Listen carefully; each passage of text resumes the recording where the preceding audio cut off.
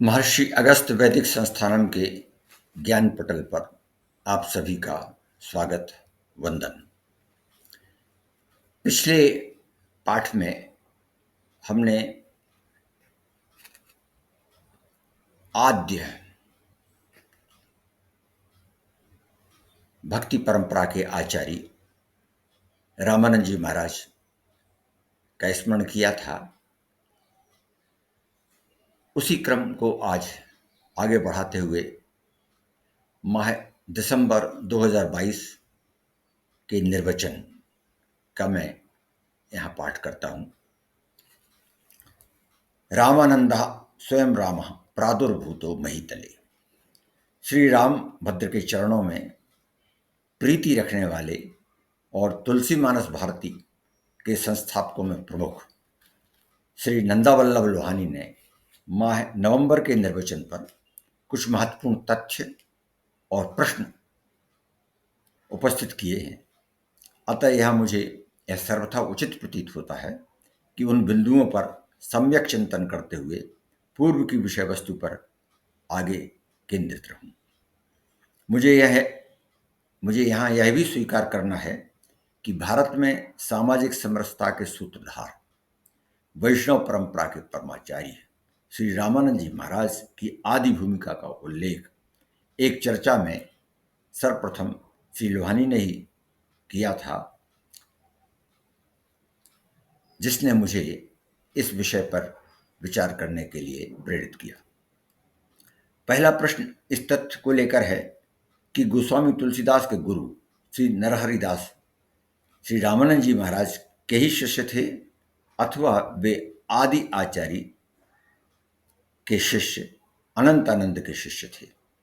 यह उल्लेखनीय है कि श्री रामानंद जी महाराज के प्रधान शिष्य श्री अनंतानंद जी के दो मुख्य शिष्य थे, श्री नरहरियानंद यानी नरहरिदास और बालकृष्ण दास, जिन्हें कि राजस्थान के ऐतिहासिक मठ गलता जी का दायित्व सौंपा गया था, जहां उन्होंने आमेर राज्य को नाथ पंथ से पुनः वैष्णव धारा में वापस लौटाया। श्री बालकृष्ण दास जी, जिन्हें पैहारी बाबा के नाम से भी जाना जाता है, को गोस्वामी तुलसीदास जी ने स्वयं गलता जी जाकर रामचरितमानस की एक प्रति भेंट की थी तथा वे कुछ समय तक उसका पारायण भी करते रहे, जिसके श्रोताओं में स्वयं राजा मानसिंह एक थे। हिंदी साहित्य के इतिहास के प्रथम प्रामाणिक इतिहासकार रामचंद्र शुक्ल ने नरहरिदास जी से नरहरियानंद नामांतर बताया है।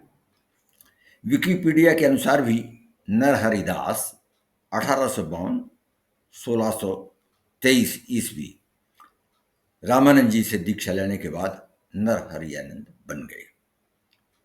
उक्त के अतिरिक्त श्री त्रिभुवन दास के रामानंदी उपासना दर्पण प्रकाशक महंत श्री राजन दास के अनुसार लोक प्रसिद्ध काव्य श्री रामचरितमानस के रचयिता गोस्वामी तुलसीदास जी के गुरु श्री स्वामी नरहरियानंद ही थे।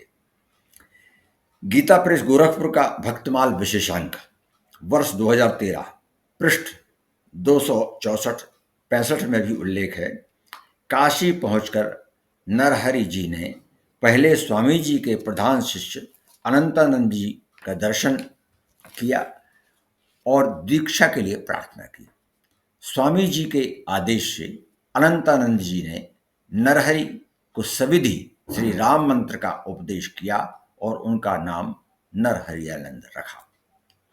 इस प्रकार यह कहा जा सकता है कि श्री नरहरियानंद जी की स्वामी श्री रामानंद जी की आज्ञा से ही अनंतानंद द्वारा मंत्र दीक्षा हुई थी तथा श्री नरहरि और नरहरियानंद एक ही हैं, जिन्हें श्री रामानंद जी के 12 महाभागों में श्री सनत कुमार के अवतारत्व की संज्ञा प्राप्त हुई।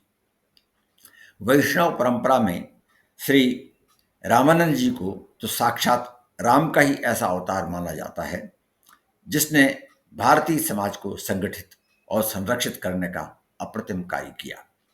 एक कथानक के अनुसार तत्कालीन अयोध्या के राजा हरि सिंह जी तुगलक के भय से वैशाख शुक्ल दशवीं विक्रम संवत 1381 को अयोध्या छोड़कर तराई चले गए। तुगलक ने 20,000 राजपूतों का बलात् मुसलमान धर्म में अंतरण कराया। इस सूचना पर स्वामी जी ने कहा कि उक्त तिथि के 30वें दिन सभी प्रातःकाल सरयू तट पर एकत्र हों, वे वहां पहुंचेंगे। यथा समय सभी वहां एकत्रित हुए, सबने सरयू में स्नान किया। तब पूज्य आचार्य ने राम मंत्र का उच्चारण कर शंख ध्वनि करते हुए सभी को शुद्ध घोषित कर दिया। अपने घर वापस लौटे हिंदू भाइयों को जब कुछ धर्मांधों ने हिंदू मानने से इनकार किया तो पूज्य आचार्य ने उन्हें समझाया, कथम वा वेद रक्षा स्यात्, कथम देवादि पूजनम, कथम श्राद्ध सदाचारा, कथम तीर्थाभिरक्षणम, गवादि प्राणीनाम रक्षा कथम कारम भविष्यति, सति तत्वापि नामात्र स्मृतय्य युद्धि व्रजेत शुद्धि व्रजेत, एते ये चाद्य युष्माभि त्यजते तेन दूषिता बलात्कारेण पातित्यम पातित्यम तन्न सम्मतम। अर्थात इस प्रकार वेद रक्षा, देवताओं का पूजन, श्रद्धादि तर्पण और तीर्थ रक्षा कुछ भी संभव नहीं होगा। गऊ आदि प्राणी की रक्षा, सती स्त्रियों का सतीत्व आदि तब केवल स्मृति ही शेष रहेगी। जिन लोगों का तुम त्याग कर रहे हो वे दूषित नहीं हैं, उन्हें केवल यंत्रवत पतित किया गया है। बलात्कार का पातित कदापि कोई पतन नहीं हो सकता। 13वीं-14वीं सदी के आद्याचार्य श्री रामानंद जी का यह आदर्श वर्तमान तो क्या सार्वकालिक भविष्य का विधान ही क्यों नहीं कहा जाना चाहिए। इसमें एक टिप्पणी मलुक पीठाधीश्वर श्री राजेंद्र दास देवाचार्य जी की भी हमें उपलब्ध हुई थी, जिसका उल्लेख इस प्रकार है।